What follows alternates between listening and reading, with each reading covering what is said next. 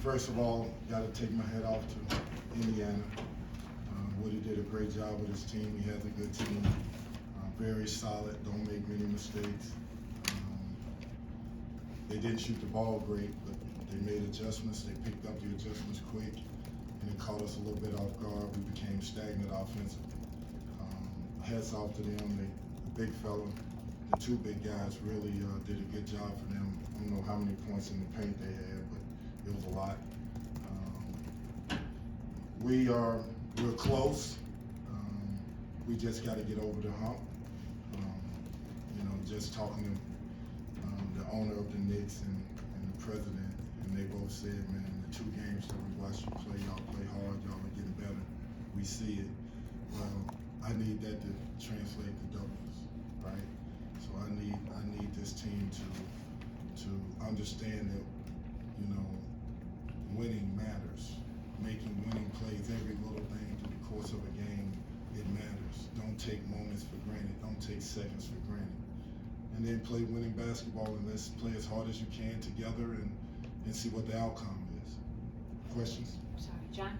Hey, Kenny, before the season you said it was really important to be competitive in this event given what happened last year. Now that you accomplished that, how disheartening is it to come so close to a win that would have changed the morale in your locker room? Great question. I mean, the guys are hurting, I'm hurting.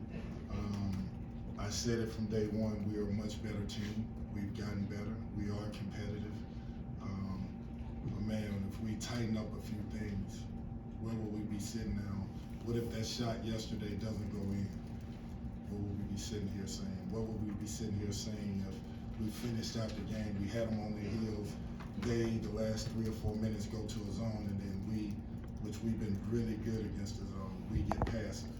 Now we extend out 40 feet from the basket instead of close to the 3-point line and hold the ball and dribble the ball instead of zipping the ball around the court versus the zone and attacking gaps and getting the ball to the middle, which we practice every day. Again, we're close, but we got work to do. Kenny, how much do you just kind of have to live with the growing pains of having young guards like Tyler and Scott? Because I was thinking specifically about halftime. In the first half, you're telling them to hold for 1 shot. Yesterday, too.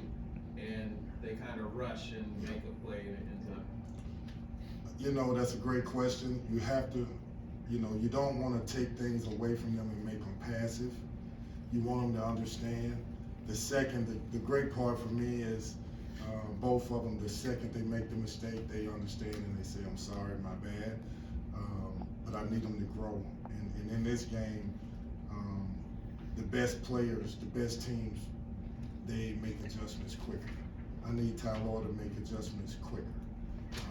Learn the game faster. Learn everything about this game, everything about what it takes to be great at this level now. The same for Scott. In a lot of respects, Scott still has freshman stuff there because he didn't play a full season last year. So he's learning as well.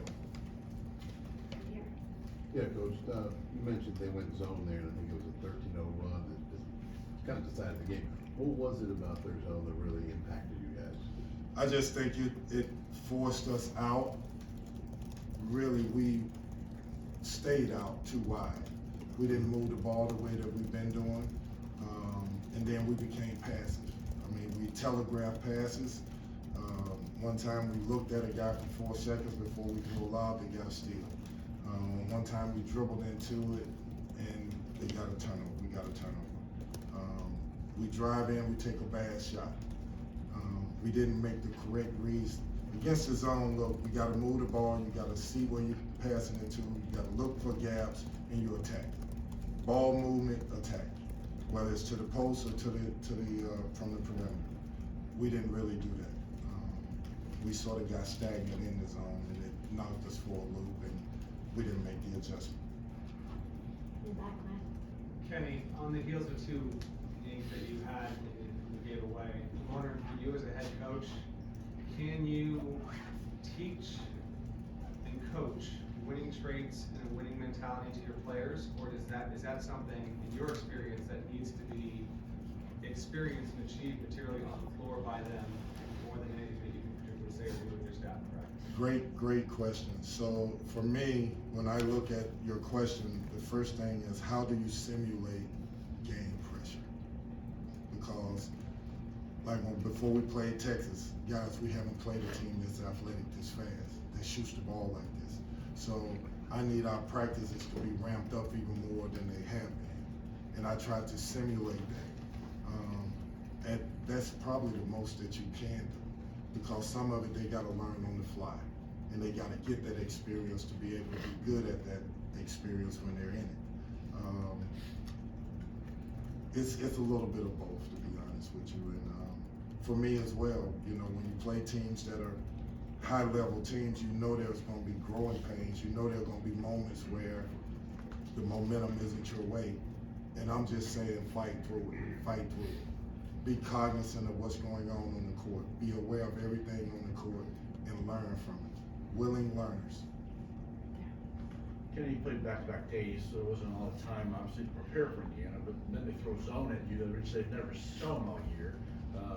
Did that just sort of like shock you guys, and you guys even talk about the zone with them at all in the night? We did not. I knew Woody wouldn't play zone, or I thought he tricked me. But to be honest with you, that would be the last thing I think we would have a problem with, because we have been really good versus zone. Even in practices when we really have a good feel for it, but in this game, we got tentative. We got stagnant. We processed the game instead of instinctively moving the ball. Telegraph passes. We got to do a better job and look at the film. I got to do a better job of getting them to understand the importance of shifting the zone and then attacking. There's a question right here. Coach, at the end of the first half, you guys went to 7 out of the, I think, final 9 minutes without a field goal. What were they doing, and what were you guys not doing to get on the board? You know, for me, when I think about my team, you know, the one thing that's constant with us is that when we have success, the ball is moving and we're playing and we're attacking. When we have failures, so when you talk about lulls in the game, we settle for jump shots. And a lot of the jump shots are one pass and a shot or no pass and a shot. That's losing basketball. And getting them to understand that we have to move the zone, we have to move the man, we gotta move the ball around the court, and we gotta attack, and we gotta get paint touches. Paint touches, if we can get multiple paint touches, what we found is that we are a really good team. And that's when we shoot a bunch of free throws.